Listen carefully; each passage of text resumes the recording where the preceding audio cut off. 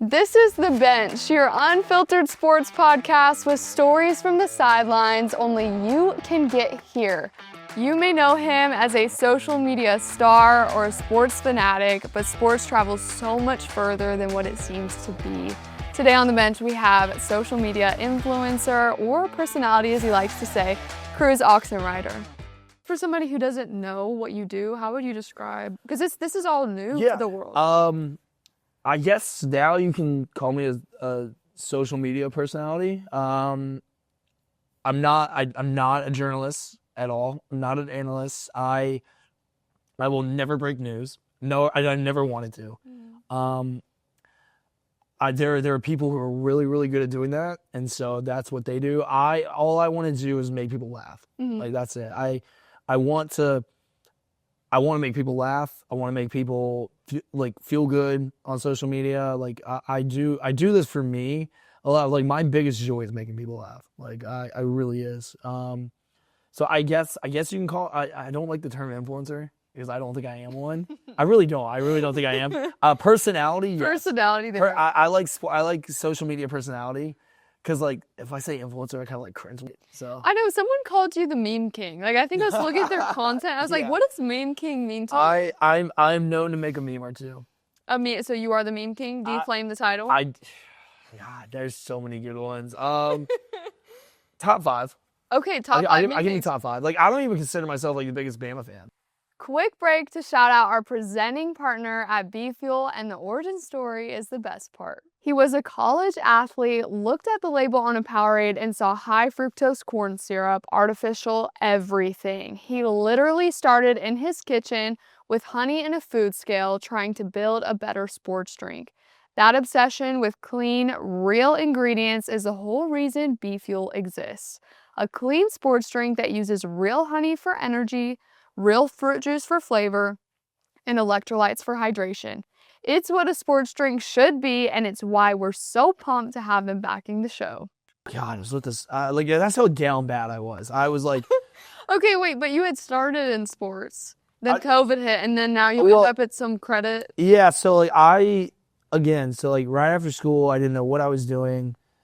I couldn't find anything. I wasn't exactly what we call, like, a model student. Why? I had a little too much fun in college.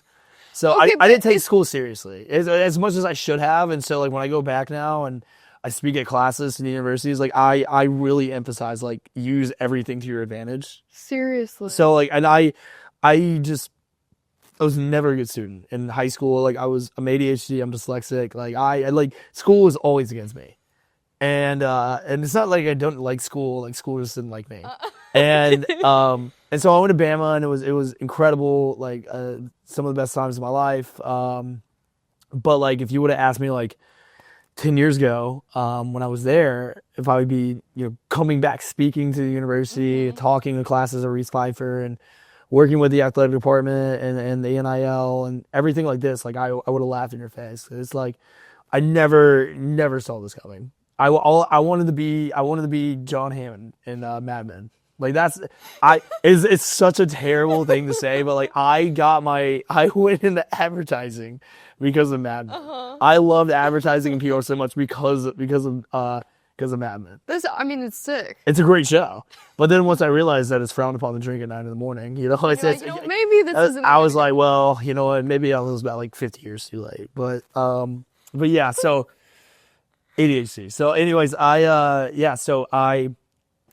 after COVID, I was like, I would find anything I could possibly do. So I was on LinkedIn, found this job with this sketchy credit report repair company. I didn't care. It was a paycheck. I hated it so much. It was like, I knew within, like, 3 days of working there, I'm like, oh my God, I'm going to get arrested. Wait, why? And guess what? The guy who ran it got arrested for, Oh, it was that sketchy? It was bad. Like, it was the sleaziest I've ever felt. I did not feel good about anything. All I was doing was ads. I was just doing Facebook ads. Like, I'd go there. Swindling people. In my defense, I never talked to anybody there. I just made the ads. That's it. I was just putting the money behind it. But Kyle calls me, and he reached out, and we talked. Like I said, the day I had my interview, I quit my job. Really? Before I even knew I got the job. Why, were you just sick of it? No, because I was like, I didn't want there to be a reason I missed an interview or any chance. So which if I wouldn't have quit the job, I never would have been able to interview, because it was in the middle of the day. So I quit, and no regrets. And they tried to gaslight me into staying, like this and that. I was like, oh, you were never built for this and that. 6 months later, I see a report on the news that they got arrested. You're like, great, good thing I was like, you know what? That was a sign. That was a clear sign. And so I go to the interview. I get the job. First day showing up, I'm like, it was probably, that would have been September. It was like right after Labor Day. So I want to say like September 5th to 2021 was when I started working there. And it was probably the best day of my life. Really? Yeah. How did that whole day go down? And what is like the official title where you were at? So I was the social media manager for Campus Legends, which was Tim Tebow's NIL company. Okay. And it was awesome. Like, I show up to work, every person there is just a genuine human being. Like, it actually made me a better person. Really? Yes, because it's like he has his foundation and he has like his charities, and like when I tell you, like, every person who worked there was the nicest person I ever met. Like, I have nothing but love for that place. Like, it made me a better person. Do you think it's different working in sports? Like, do you think people are just more happy inherently? No. So the part about this with them, he had this foundation. So he does like a lot of nonprofit work with like, he does like this special needs prom called The Night to Shine. He has his, anti-human sex trafficking foundation that he's really passionate about. He did stuff. He wanted to get into the sports though, so the NIL space. So it was like me and a few other people. So I was, maybe like one of 4 or 5 who worked on the team. They was in office in Jacksonville. So the rest of them were all part of his foundation. Mm-hmm. And so when I got there, like, I didn't really know anyone, but they like welcomed me with open arms. Really? Yeah, it was great. I've never felt more at home in a job before. And so I loved going to work every day there. Mm-hmm. I really did. It was a great place, great people. Like, I still talk to some of them. Like, they are just all genuinely good human beings. And so I got there, and then that's kind of when like everything started to go my way, like sports wise. And so I started, really learning professionally, like how to do social media. Like Kyle taught me how to like, content plan and like, strategy behind things. And so like, I really got like the ins and outs of learning social media in that way. And that's kind of when everything just kind of started to go my way. It was great. And then I started using everything that I learned there for their stuff. I started to implement it into my own. Uh-huh. And that's when... On cruise control? So like just everything in general. And so my personal social media, once I got the job with Tebow, I kind of took a step back from the podcast because I wanted to make sure like this job went the way I wanted it to go. Mm-hmm. So I took a step back and I regretted it a little bit in the sense of like I wanted to, I just really wanted to do this job. And like it was a once in a lifetime opportunity, and I wanted no excuses, like no distractions, anything. So I did, and it was a great 2 years. It was fantastic. How long after college did you get, like, I guess this was what you'd consider like your big break, right? How long after was this? God, 6 years. So what do you tell college students who are like, I can't figure it out? Because you said at University of Alabama. Yeah. So patience was the one thing I had to like really learn. Patience. Adversity is a big one. That's why I tell when I go back and I'm like, look, like do it the right way. Mm-hmm. First time, like, do I regret everything I went through, like get here now? No, because it made me it got me to where I eventually wanted to be. But God, I wouldn't wish that on my worst enemy. It was tough. Like it was it was really tough. Like there were days where I was like, what am I doing? Like there was a stretch of time in like 2017, like early 2017, where I was so broke. I like had to sleep in my car at certain points in my time. I was like had like $1.25 in my bank account. Like I was working retail for like $12 an hour. I was bartending. I was DJing weddings for my aunt and uncle. Like anything I did was not going my way. So I was like, and I was just like 100% clueless. But I knew there was a light at the end of the tunnel. I just didn't know where the tunnel was at. Mhm. And then eventually when I got there, I was like, okay, like now it's here. So it's like one of those things where no one's going to land their dream job the first time. Like if you do, you're like, congrats. You're like one of 100,000. Mhm. It's so hard nowadays.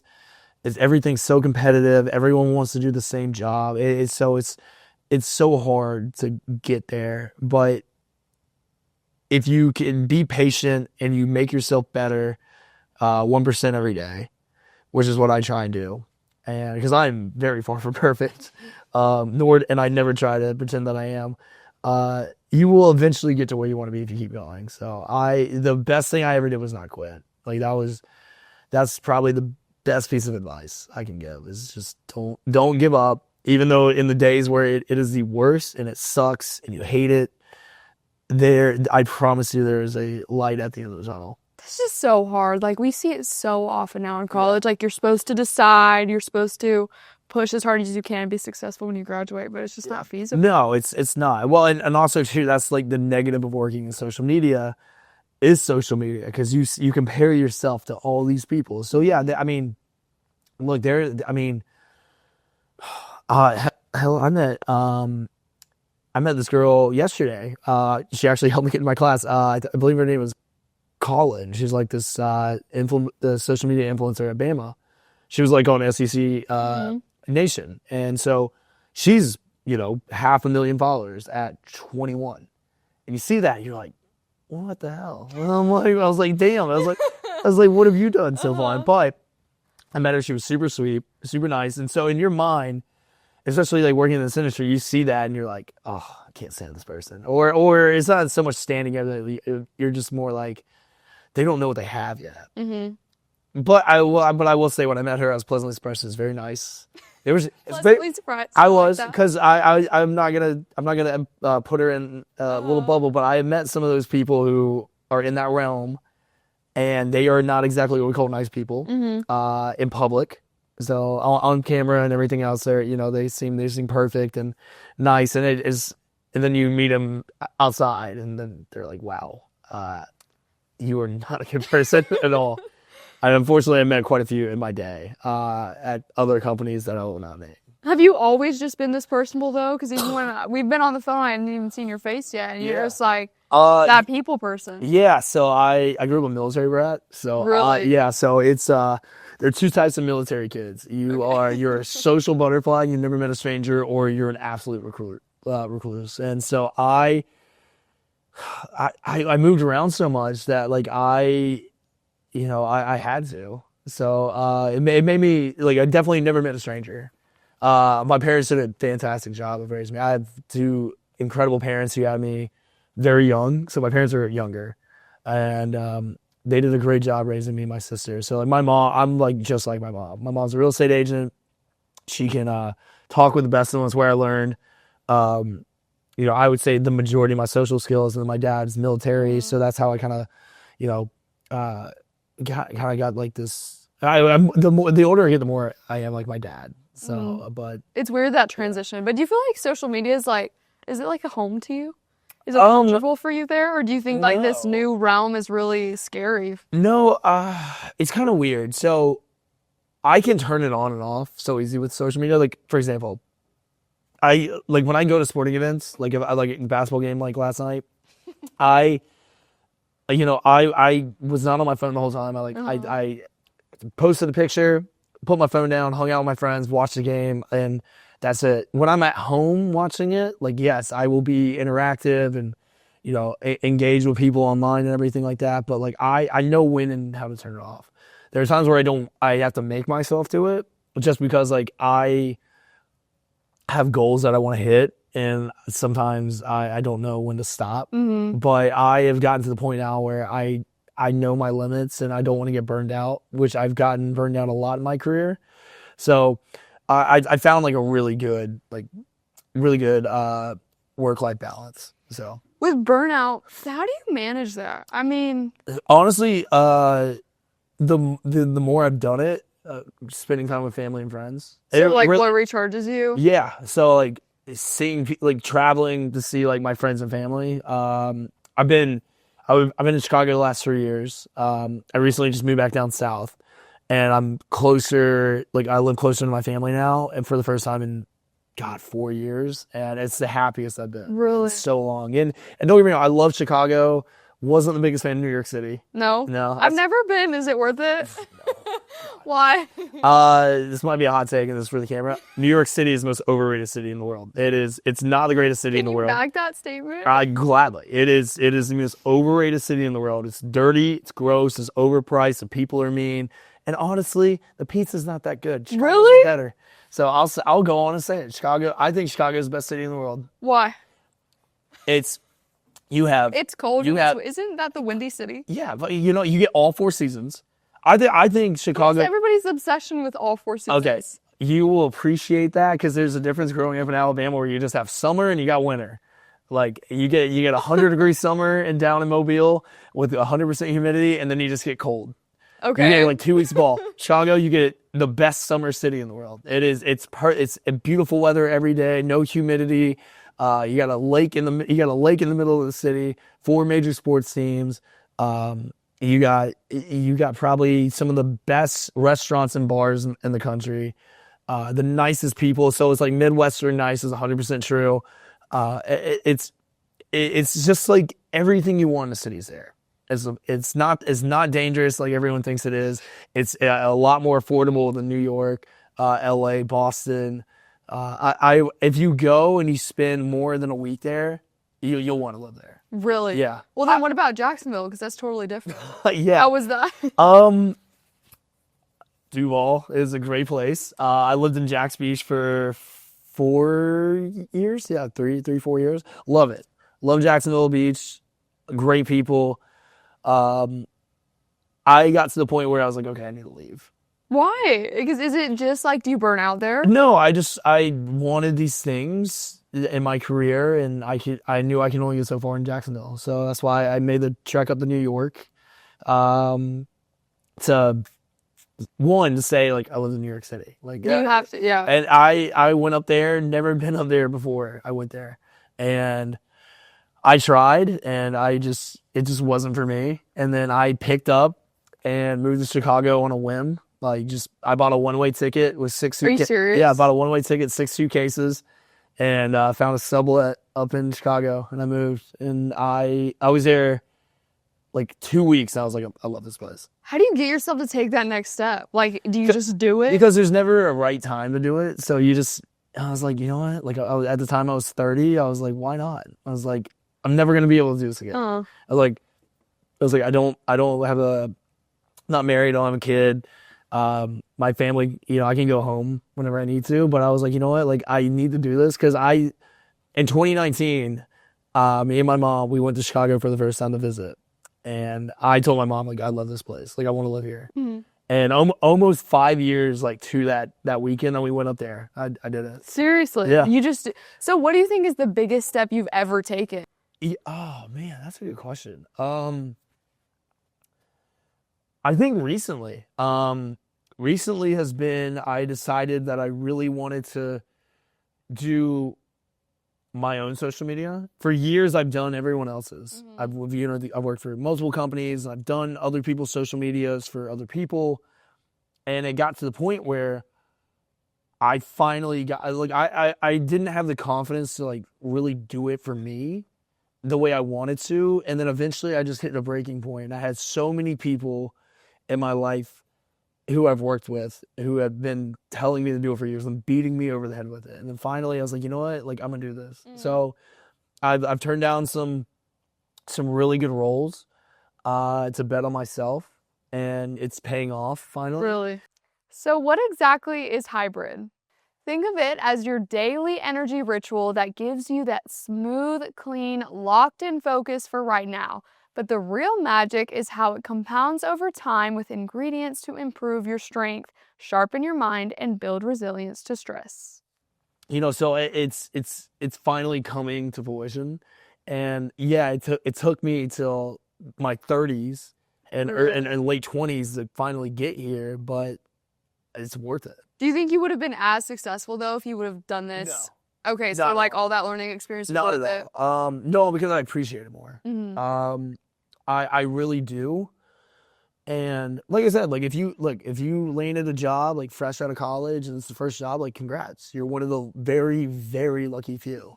But like I have been in the trenches and like I have been told no so many times. I have just like struggled to like do this, and so like I worked my ass off to get here. And not saying that the other people haven't. I just have like a different appreciation for it. And so like a lot of people just assume that like it happened overnight, which that's fine, but it's so far from the truth. Like it took forever, but it just makes me love what I do more, and it makes me appreciate it more. Because there's a lot of people that want to do what we do, and rather it be they just don't have the confidence, or you know they just haven't gotten their shot, or something happened. Mm-hmm. So I don't take it for granted, like at all. Gratitude's so powerful. Like if you walk into work every day or whatever, you get to do what you love every single day and be grateful for that, you're unstoppable. The best line I ever heard is actually funny enough is from Tim when I was working there. It was like probably like my second week working there. He was like, you don't get to go to work. I was like, you don't have to go to work. We get to go to work. Did that just change your life? I mean, obviously it did. No, I did. I mean, look, I'm telling you, God, he's just the best guy. I love him to death. So were you in close contact with him a lot, like over your time working there? Yeah. So like he'd come in the office, like we would talk football. My favorite story ever, and it's like it genuinely, I think it's probably like one of the holy crap kind of moments. So I think I was there like this is like my third week working there, and I was going to Tuscaloosa for the Bama Ole Miss game in 2021, and I was going to drive. And so I get a call from Tim's assistant, and he played, his assistant was a punter at Auburn, which is really funny because we had some good back and forth. And so he calls me, and he's like, hey, we heard you're going to Tuscaloosa this weekend. We have an extra seat on our plane. We're doing SEC Nation. Do you want to ride with us? You would just have to get a ride back. He's like... And I was like, did you even hesitate? No. I try to play it cool so hard, and because I was gonna ride there with a few of my friends in Jacksonville who went to Bama too. I'd be like, no, So when I told him, I was like, hey, so funny story, I'm gonna ride back with you, but I am not going with you. There's no way they weren't supportive. No, they were like, you're going. It was like, but just so you know, you're driving on the way back, so we're gonna sit in the back seat. I was like, done. So. First time I ever been on a private jet. First time I ever flown private. What was that experience like? I was like, look, I grew up in like a small military family, and I like in no means nothing ever pondered. Like I'm from Saraland, Alabama. Like you know, shout out to the 251 by the way. And so. We get there, you know, I'm trying to like be as cool as possible right now. And okay, really, like you pull up, or you're like, I'm cool, I'm supposed to be here. So we're at his office. So we're at the office, normal day. We left a little early. We go to his house, which, again, wow. And then his wife, Demi, just genuinely like inside and out, the most beautiful human being you ever meet. She's incredible. I think they just had a baby girl, which was great, and they have 3 dogs, and they're just you just walk in and you're like, I'm pretty sure they're perfect. And the baby girl's healthy? I assume so. I haven't had a chance to meet her, but I'm very happy for him. So we go in the house, and then we go to the airport for the private trip, and so we get in there, and I'm just like, be cool, like, just be cool. And so we go, and well, Tim was speaking at Church of the Highlands in Tuscaloosa that night. So, you know, he's kind of preparing for a sermon and everything. So he gets done, and then he like Cruz was like, "Do you play Connect 4?" Like afterwards. And I'm what? Like, yeah. So he's. Wait, do you just play Connect 4? Did you play Connect Four? Well, I did then, and so he pulls it out, and so we played Connect Four 10 times. What do you mean he pulls it out? He pulls out Connect Four Yes, so on the. he had board games on his plane, and so he pulls out Connect Four, and so What do you expect like poker or something? No, we played Like Connect Four. sophisticated. So we were talking college football. You know, we were talking about it. Like I asked him like why you went to Florida instead of Bama. We were talking about some things like that, and then we were playing Connect Four. I got close to beating him one time, and then he just turned it on like that. I didn't even he smoked me 10 straight times. Connect Four. I wanted to beat him so bad, I didn't even get close. Like when I tell you he's the most competitive person you will ever meet, it's not even close. Am I tripping? Is Connect Four not the great that you drop yes, in? That's what we played. We played that on the plane. Were you red or yellow? Do you remember? He was red, I was black. Okay. It's like, I just got to know. So we played for 10 times. I lost all 10 times. I really did try. Have you played since? No. Have you got I'll never bounce back. There's like no strategy to that game. Oh, no, there is. Do you start in the middle or do you start on the outside? I tried everything. He just anything I did, he smoked me. And so we play, and it was awesome. And I was just like, and at a point you forget like who you're talking to. Like he is the greatest college football player ever. Like he is. I don't even think it's close. I think he is top to bottom. His career, he's the greatest college football player ever. I wore 15 my senior year of high school because of him. Like I love watching him play. And then in that span of playing with him, you forget like he's not Tim Tebow the football player. He's Tim Tebow the human being. And then I go, and then we get on. So we land in Tuscaloosa, and then we go to the Church of Highlands and watch him speak. And I I've seen clips of him, but I've never watched him speak. And I will run through that brick wall, that fake brick wall, right there for that guy. I'm telling you, like there are just some people in this world who are meant to make the world better, and he's one of them. And so working there with those people like made me a better person. It made me more empathetic. It made me appreciate relationships more. It made me appreciate the things I have in my life more because of him and the people and his entire team. Not just him, but his entire team. Like they, I would say they're the ones who got my life back on track and like made me like a better person. Yeah. And you talked about like there's so many dark sides to sports, unfortunately. So like you work with athletes, you work in the sports realm. Like you had said, he's not just Tim Tebow the athlete, but he's Tim Tebow the human being. Yeah. Do you feel like a lot of players struggle with that identity? I genuinely think now there's in college athletics, I think NIL has changed a lot of that. So it used, and I'm not saying I've always been a big supporter of NIL. I do think that the kids getting this money so young changes them, but money makes good people either better or worse. I think so. It's tough. But I mean, it's not just all that. Like I've met athletes who are top to bottom, nicest people you ever meet before they had money or after, and then vice versa. So I just think there's a difference between good people and bad people. I think one of my favorite people who I've gotten to know over the last couple of years, Mac Jones. We became friends, funny enough, through social media. Really? How does that go down? So COVID was happening, and we we didn't know if we were gonna have a football season or not. Bryce Young had just committed to Bama. He's going to Bama, so everyone's kind of like on the Bryce Young hype train. And I was like, no, I've always been like a big Mac Jones guy, even before. And so I started making like memes and videos for Mac Jones, and it kind of picked up a little bit ahead of steam during COVID because there wasn't a lot to do. And also during COVID, you hadn't hit like your big break yet, right? So you're just like memeing and going 100%. Yeah, so I was, and then funny enough, so then like one day I get a follow from Mac Jones. Really? Yeah, 100%. What was that day like? Like, do you remember where you were? Yeah, I was in my apartment. I was in my apartment during COVID, and I was geeky out. Like I screenshotted it, sent it to like all my friends, and it's so funny. I went back not too long ago, and I looked at our messages together. So I I put it like this. So I had the most obscure jersey of all time. Okay. I had a Mac Jones jersey when he was the third string. Okay, so like from you Tua and Jalen. fan. I was like one. I love Blue Mountain State. Okay. And at this time he was Alex Moran from Blue Mountain State. And so I was like, okay. Plus he's a Jacksonville kid. I was living in Jacksonville at the time. He had some swagger to Like him. this is my guy. Like he had some swagger to him.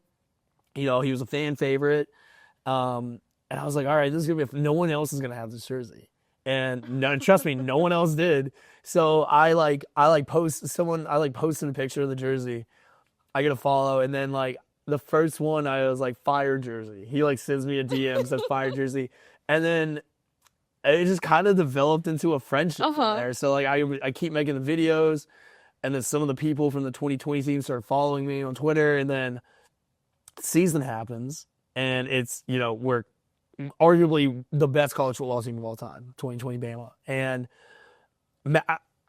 as big as a Mac Jones fan I was, I had no idea he was going to be like that. Like, how awesome is that though? That like you're a supporter from day one. It was great. So like I had like so many people on Twitter just give me so much shit, like so much, being like, you're an idiot, you don't know ball, you don't know ball. You're like, I know ball. And then all of a sudden, 1-0, 2-0, 3-0. And then the next thing you know, we're playing in the national championship game. We're blowing out Ohio State. I had so many people that night be like, Cruz called a shot like Babe Ruth. I had. So you're like gaining this credibility through just taking a shot in the dark. It was. Well, it wasn't like a shot in the dark. Okay. I had seen him start against Arkansas the year before.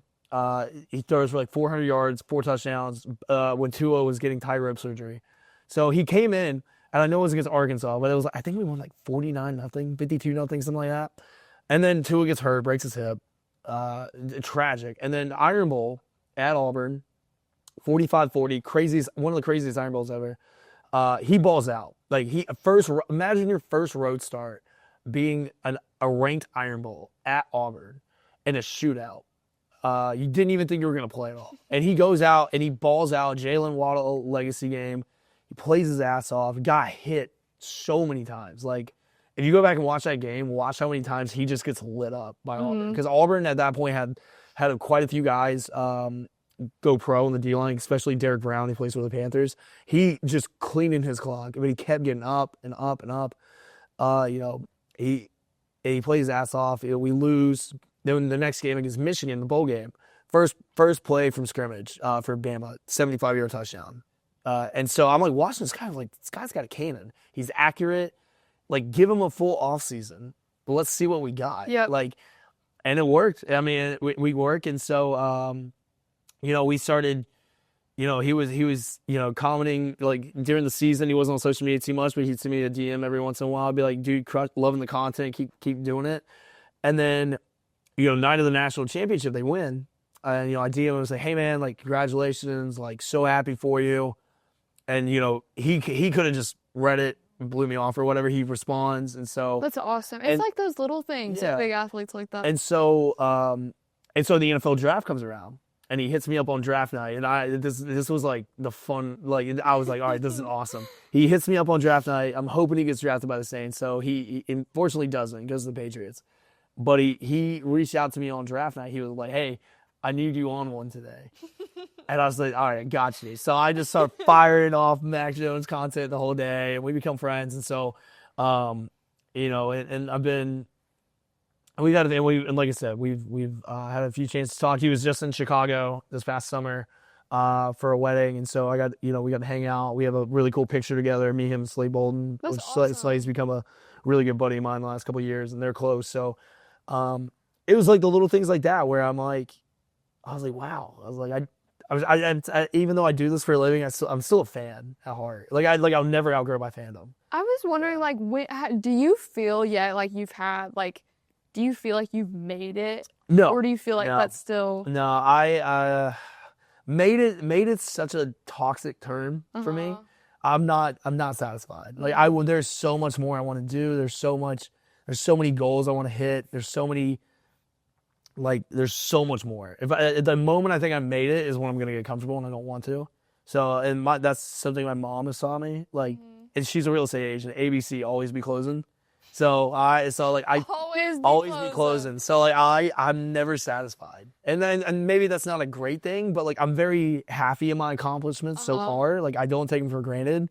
But like there's so much more I want. There's so much more I want to do.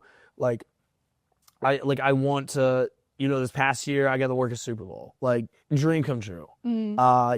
Like things like that where I'm like, that was incredible. Okay, what's next? Like next I want to do the Olympics. Next I want to do something for Nike. Like I want to do something for busting with the boys. Like I just did the NFL draft this past year. Like things like that where I'm trying to check them off my bucket list. Like I maybe I have made it in some people's eyes, but like I don't think I have. But that's what keeps you going. Yeah, so I'm never satisfied, which is great. It drives me. Like I love doing what I do. I'm making content. I'm making people happy. I'm working on different ventures. Like I just started this new page that I'm really excited about called Back in Sports. You're like daily nostalgia sports moments that happen on that day, and I've been doing it. A little over a month, and in a little over a month, we're crushing it. So that's awesome. And so, like, it's like things like that where I'm like, okay, like, oh, how can I want people to love sports as much as I do, and so I'm trying to find ways to incorporate. Because, like, look, there's a difference between like ball knowers, like people who just like they live and breathe football, and I'm one of those people. But I know, and I've learned this in my time, there are people who aren't as obsessed with it as I am, but they still enjoy football. I want to make my content for everyone. Yep. So whether you're a ball knower and you're a psychopath with football, or you're just like the everyday casual fan where it's like, hey, like I just want to watch football with my friends, and my team wins, they win. If they lose, they lose. So like I'm trying to make it for everybody. So, if Be Fuel was the answer to Chris's broken sports drink, then HYBRYD is Chris's answer to the broken energy drink. Right, it's not just caffeine, it's what they call a daily performance fuel. One scoop gives you clean energy for today, but the real magic is that it's formulated to make you better tomorrow. With ingredients that support long-term strength and brain function, it's a totally different approach. And because it's a new concept, we want our listeners to experience it first. For the launch of the bench, the first 50 of you who go to befuel.org/bench will receive a 7-day trial kit completely free. All you have to do is cover shipping, which is $5, and a $5 donation to Fightable Foundation, which is a suicide prevention through resource education platform. This is a limited launch offer, so definitely go check it out. I guess though, just like looking over, I mean, you have so much to go. Yeah. You've been through so much too. Like looking back, either what was your favorite story, like a pinpoint, or like a turning point for you, or something you'll never forget? Just so hard because you've done so much. You're like, I did this and that. Yeah. Honestly,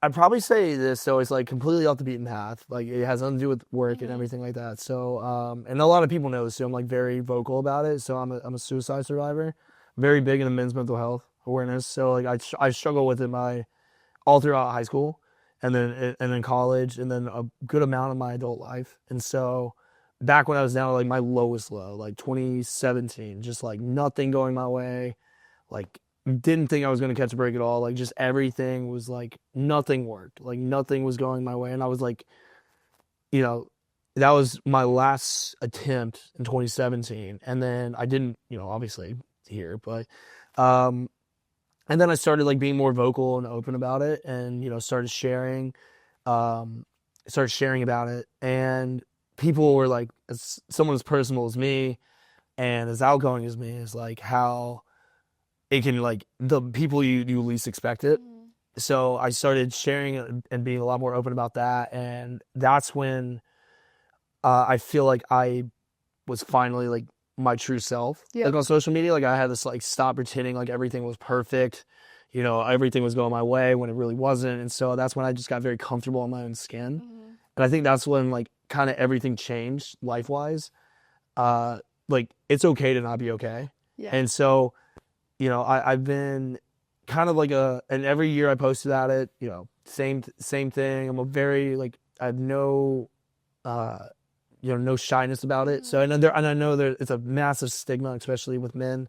So I always do the post every year about if anyone ever wants to reach out and just like DM me privately, things like that. And I've had a lot of people, which has been great. A lot of people in my industry, a lot of my friends, a lot of people I've never even met before, like reach out, talk, and that's something I've taken a lot of pride in, being like, hey, like, even though like the most personable person you could possibly know, has like the same struggles everyone else does. So like I had people from high school, college be like, we had no idea. And it's not their fault. I pushed it down like so much. I didn't want people to see that side of me. And so it finally got to the point where I was okay with like people like actually knowing. So like I have a semicolon tattoo on my bicep. Like I actually walk the walk and talk with it. So, that's probably like probably the thing I'm proudest about is that just being able to be a little bit of like if I was going to be an influencer for anything, like if you're going to call me an influencer, like I want it to be for that. Not social media. Like I want it to be for men's mental health awareness kind of thing, because it affects way too many people. And it's such a negative stigma for guys to not be able to talk about it. And this is the biggest thing my mom taught me, which has struggled really heavily with it, is that being vulnerable and telling your story is the best thing that you can do. Yeah. Because it will help people. Yeah. So, I mean, like I said, I remember the first time I posted about it. It was like it was either later that year or 2018, and it sat in my drafts for so long, and I just remember I hit send, and you talk about having an anxiety attack because you're wanting to put it out there, and I had really, before I did it, I'd really like kind of fallen off the map with a lot of my friends, because I was in such a bad place in my life, and like I said, career wise, just nothing going my way. I was embarrassed of where my life was at that point. And, I just kind of felt like, I didn't, kind of like an outcast. And it wasn't that way, but, you get inside your own head so much that like you kind of felt that. And I just remember the surprising amount of positive feedback I got from it. And like the people who reached out and everything, and I didn't do it for attention at all. I just kind of wanted people to know like what was going on, because it wasn't like me to like shut down and shut people out and things like that. So, but yeah, so every year I do it now. The more the new people that follow me, I want them to like, hey, this is actually me. Like, like I can be this chirpy smartass on social media about college football, but there's more to life than just a game. And then like I got like Auburn fans and Georgia fans where it's like, hey, you hate me 364 days out of the year, but that 365th day when I post that, we all come together, which is what I love. That's one of the things about social media I love too, that it brings people you never thought you would interact with or connect with or anything like that. It like brings them together. So I would say that's probably like the one thing that I'm like the most proud of. Not the amount of followers I have, not the connections I made, not the people I've met or things I've done. It's just that. Yeah. Well, I know what I have to say doesn't mean anything, but it's people like you that are making a difference, and we're trying, and that's all you can do. It's all that you can do. And I think that and you can have a difference of opinion with this, but when it comes to suicide, the biggest thing I would want people to know is that people in those space, it convinces you that it's rational and that it's the only solution. And working through resource education, which is what I do, is I want, like, there are resources to help. Oh yeah. Therapy was the best thing I ever did, and like no shame. And I love therapy. Best thing, I hated that I waited so long to go. But that stigma against men, it's like, how do you even take that step to ask for help? I know that's tough, and so it actually took me just being at my lowest low to finally like admit that I needed help and that I needed to try different things, because what I was doing was working. Were you And you don't have to answer, but what were like some of the things that you're doing to try to cope that weren't working? Just drinking was a bad one. Just overcompensating for everything. Like I felt like I had to be like, look, I've never had a problem being the center of attention, like being the guy in the room and talk to everyone.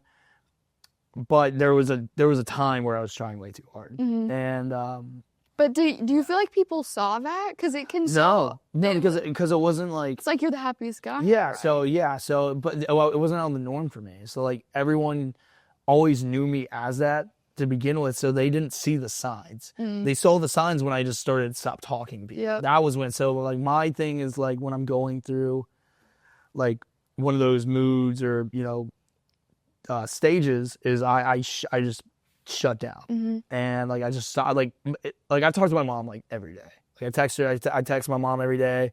I'm very close to my family, so like when I don't talk to my family, that's kind of when my parents know and my sister, and then my friends, and so like they same thing. So like I've had a very good open dialogue with my friends and family now, but like back then I was just so out of it. Like I hadn't seen my friends in years. I was away from my parents. I was working 3 jobs and not making ends meet. So like I had just so much on me that like it was an excuse not to reach out and talk to my parents. I was like, oh, I'm just too busy. You're not too busy. Yeah. You just didn't want to do that. So there were signs, and so now it's like it's been, what is it now? Like 8 years, almost 9, since then. So it's been, I've definitely been a lot more self-aware, which I still have my bad days. Everyone does. And so like, because I'm not just saying like, oh, you fixed the problem. Like, And then no, it's gone. Yeah. It's not the way it works. So have your days. And so like, but I've now gotten to the point where if I'm having a bad day or I'm having a moment, like I don't let it spiral into a bad week. It's okay to have a bad day every once in a while. Everyone has one. But if you don't take control of it, then it turns into a bad week. That turns into a bad month. That turns into a bad year. So I would say the biggest thing for me has been having an open dialogue with my friends and my family, and knowing, therapy's there. You have the hotline. Hell, you got me. Like if anyone that like I've always been open about that. Like I can be that guy from Twitter or social media that and you're just having, and I've had people do that. It's been awesome. Like I'll random probably once every other month I'll have someone like reach out and be like, hey, like I'm just having like a bad day. What have you done for like this kind of stuff? And I tell them the same thing, like therapy, like talk to your friends and family, like spend time with them, get off social media for a little bit. I know social media is like a good escape, but honestly, like social media can like really drag you down because you get to the point where it's like if you're just using it for entertainment, like you're laughing at memes or your sports and everything like that. But if you go on there and you're just like comparing yourself to everyone else, which I did a lot, that's the worst one. Dude, I feel like out of all of your accolades and accomplishments, I mean, that's the one there's no way that's not the one you're most proud of. No, I am 100%. It's not even close. Because it's like, yes, do you feel like people like see that like, yes, you make memes, but you are literally saving lives? Well, that's what I want. So like there are people who, again, think I'm the meme guy, and that's fine. Like if that's how they want to. I just hope that they find out that I am more than that. So like a lot of people, like when they meet me for the first time, they already have this like perception of me. Like they think I'm like this, social media like, personality. They think I'm just kind of like a douchebag, or they think I'm a smart ass or whatever. And then like you actually talk to me and you get to know me way more than that. So, which is totally fine. But I actually had a kid last week. I met him Saturday at the tailgating for the LSU game. And he was like, I was like, I wanted to hate you. He literally told me, he's like, I did not want to like you. I was like, I wanted to hate you. And I was like, damn it. And I was sorry. I was like, thanks, I guess. Like I'm doing something right. But no, that's, like I said, that's the thing I'm the proudest of. That's fine if people want to know me as like the meme guy or meme king or whatever you want to call me, or the Bama Twitter guy. That's fine. But like, I want to be known for that. Yeah, at the end of the day. I think that's all. I can't thank you enough. I mean, we're trying, and you're on a much larger scale than we are right now, but that's where it's going. And even working in sports, that's so important because athletes, like you just talk about men with the stigma, athletes. Oh, yeah. Can't even imagine. I mean, God. I mean, even the guy for the Cowboys. I mean, it's terrible. It's it's like I said, it's just it's a very hard thing to explain to people who don't have it. Like my parents don't. Like my parents, like when I first started in high school, like having these experiences, my parents were just like clueless. Like God bless them. Like well, how do you explain that to? Sorry, I cut you off. No, it's fine. It was a hard thing to explain. Like I just remember God. So the first time was my junior year of high school. I was we found out I was like ADHD and dyslexic kind of thing. And so, I was trying Adderall for the first time, like prescribed it. I was doing all these tests. I was like this and that. And then, so, that's when like everything just started like pile on. And, I was taking these AP honor classes that I had no business being in, but I refused to be in the dumb classes or slow classes or whatever you want to call them. I refuse. I absolutely. They're not refuse. general classes. They're dumb classes. They're dumb classes. Okay, I don't look. There's two types of classes, and at that point, so they didn't want to say what it was, but we all know. So I refused to be in them, and I was in this class, and God, I studied more than anyone in that class, and I was still making like C's, and it pissed me off. All my friends were so smart, and I was trying so hard. So I remember there was this test coming up. It was for world history. Okay. And I just wasn't ready. Like I just wasn't. And so I was like, I got caught cheating on the test, and I was like, I'm so screwed. Like I got caught cheating, and so How were you cheating? I was looking over the other. I thought the whole things you see in the TV show where you're like that was me, and Okay. I got caught, and I was like, wow. I'm not gonna rat out who it was, but she also was helping me cheat for a little bit, so like it's on her too. But I also realized at the same time we had different tests, so I would have failed anyways. Okay. So so I was just that was just kind of like the breaking point where I was just like nothing was going my way class wise. We found out we were moving at the end of the year, so I was already leaving all my friends. And everything just like, I don't know what happened. It was like almost like a dam broke and like everything just flooded. So I don't know what kind of happened. Like the next morning, I told my parents I was leaving early because like school started early way. I was like, oh, like I'm going to like breakfast, go get breakfast at Waffle House with my friends, which wasn't like an anomaly. Like, okay, they were like, oh, okay, like bye. There's this little lake, like creek, in Satsuma, Alabama, called Steel Creek. We used to take all our homecoming pictures there and everything like that. And so I was gonna drive my truck into the creek is originally what was gonna happen. And I just kind of put it in drive. I just took, just let it start to go. Mm-hmm. And the next thing I know, I get yanked out of the car by these fishermen who were out there fishing and saw what I was doing, and they yanked me out of the car.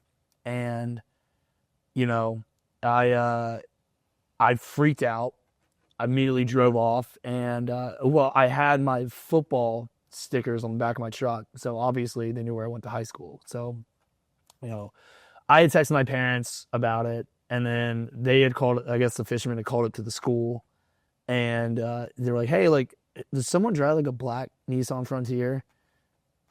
Is the only one who drove one. So, and I had football stickers on the back, so clearly I wasn't hard to find. And so I got called to the principal's office, and then, that was like kind of like the first, it's so hard to explain to like my coach, to my parents, principal, and Mobile is such a small town that like it got out like the next day. I don't know who told anyone, but it got out the next day. And so I took a week off of school, and I thought I was going to come back and be like the village freak, and everyone just kind of just treated me a little different at that point. So they didn't really know how to handle it because that wasn't really a thing that like back then. And so And no one ever like really asked me about it. It was just kind of like swept under the rug after a while. And then when I decided to like start doing like all the outreach stuff, I had a lot of people from back then like reach out and said that and like apologize, being like, "Oh, we wish we would have known.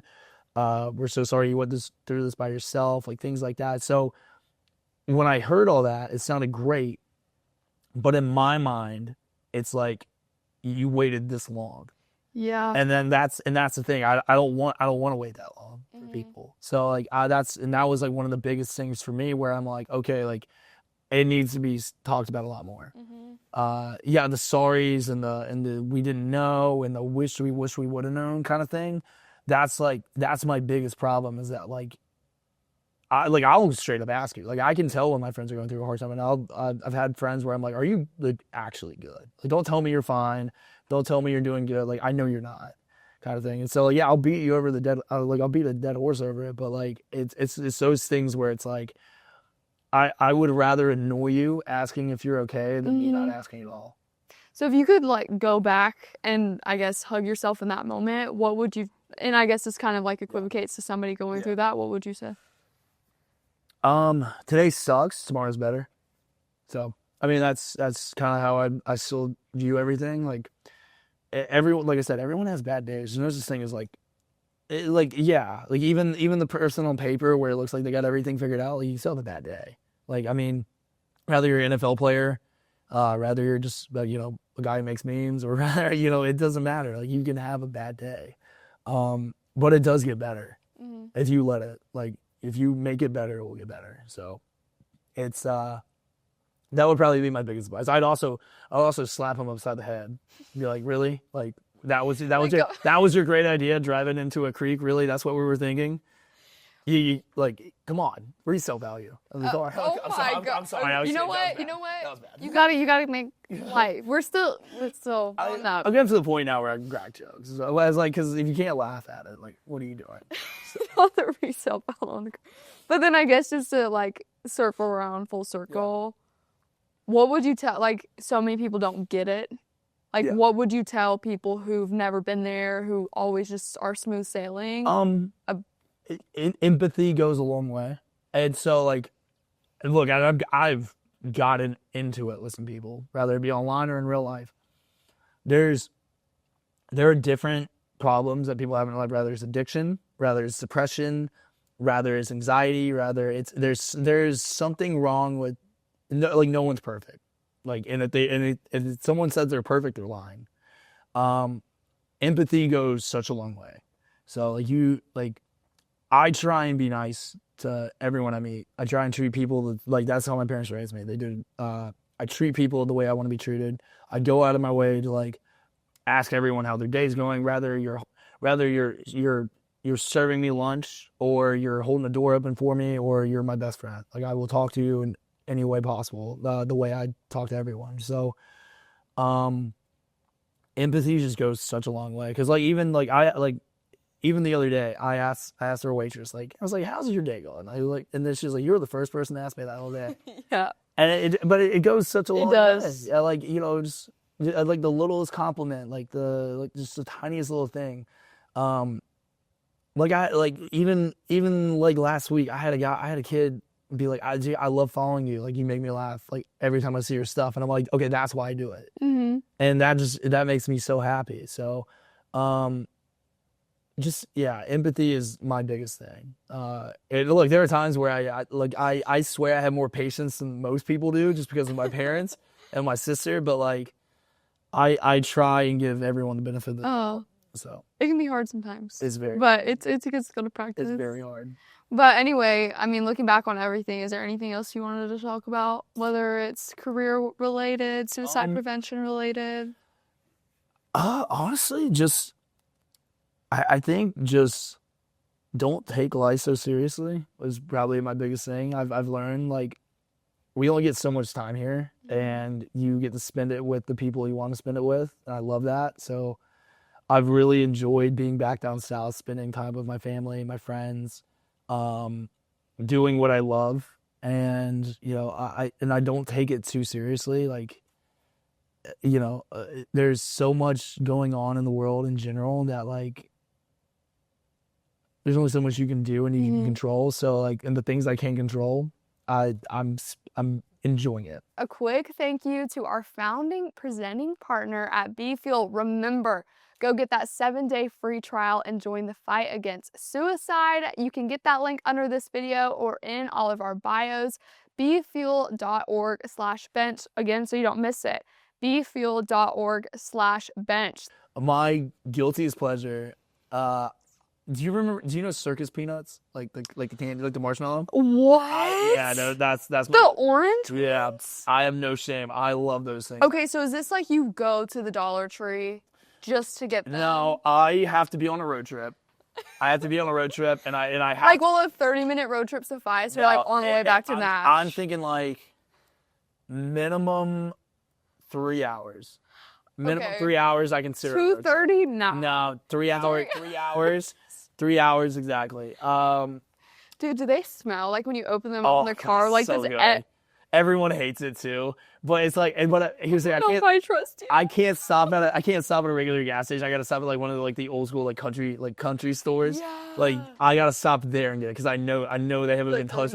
Well, I know they haven't been open since 1999. So they're just like have that. Is there a certain brand? No. Or is there only one brand that sells them? I don't even know if there is a brand. I'm genuinely convinced that they stopped making those things in like 2000 and they just never go bad. They probably don't go bad. I don't think they're real food. Okay, you know what? I will never let you live this That's down. fine. That's incredible. I want people to know that Cruz Oxenreider loves circus peanuts, and in fact, I want a sponsorship of circus peanuts. I'll do a free social media ad. I'll do a free social media ad for circus peanuts. You send me a year supply. You don't even have to pay me. Just send me a year supply of circus peanuts. I'll do it. And that's payment enough? That's all the payment in the world. I think this is maybe the best thing I've heard all day. I love it. It's so good. Like, look, I understand they're not appealing and they're orange, but in my defense, they taste good. Really throwing me. I've been mentally broken since 1992, so it's okay. The New Orleans Saints, the New Orleans Saints have killed me in the inside. So like, I have not been okay since the no call in 2018. Okay, we're still recovering. Oh, there will never be any recovery. That's the only sporting event that's ever made me cry. Nothing. I know. I was at the game. I was in the end zone. That is the only sporting event that's ever made me cry. Are you serious? I swear that when I tell you, like, that is the worst officiating job of all time. There's no way you can tell me that wasn't rigged. And I watched not just me and a team, I watched an entire city have their hearts ripped out in front of them. Because like we would have gone to the Super Bowl against New England, we would have won. Mm-hmm. Like yeah, and I've talked to Patriots fans about this too. They were like, we didn't want to play y'all. We were the best team in football all year, and we had the game taken away from us. And I remember I sat in my seat like probably 10, 15 minutes after that game and just like cried. Because I love the Saints, and this is the one you're gonna clip. I love the New Orleans Saints more than I will ever love Alabama football. Why? They are my first love. I grew up watching them. So like my high school years is when Sean Payton and Drew Brees got there. Mm-hmm. And I was at the game, the first Monday night game after Hurricane Katrina, and they the reopened Superdome, they blocked the punt, and that was actually, I would say that was the day I fell in love with football. Like truly fell in love with it. Being there, I was there with my dad, and it was euphoria. Like it was the loudest game I've ever been to. Like grown men like crying, hugging each other, like because it was more than a football game that day. Sports changes people. It was more than a football game that day. You watched a city that went through like just so much heartbreak and like loss, and so that was the one day for like 3 hours that like all the problems in that city just went away. And I never experienced like any atmosphere like that. And like my dad said, so when we were walking to the game, we had like guys offering like $2,000 a ticket. Like people wanted to be in that game. That was I genuinely think that is probably and I've talked to people back then, I just didn't realize back then, that's probably like the hardest ticket they've ever had to get. was that game. And we had season tickets, so like, you know, we were going to all the games. And so my dad said, hell, if you weren't here, I would have sold tickets and I would have gone watch it. And I was like, and he says this too. He was like, I'm so glad I didn't. Like it was incredible. And so, but my obsession with football began. Saints were my first love. They are the toxic relationship I would never quit. A quick thank you to Falcon Graphics for making our dreams a reality, my family at Fighter Bowl Foundation, and Sky High Studios for making this all possible. I'm Aspen Rain, so don't be shy. Come take a seat on the bench.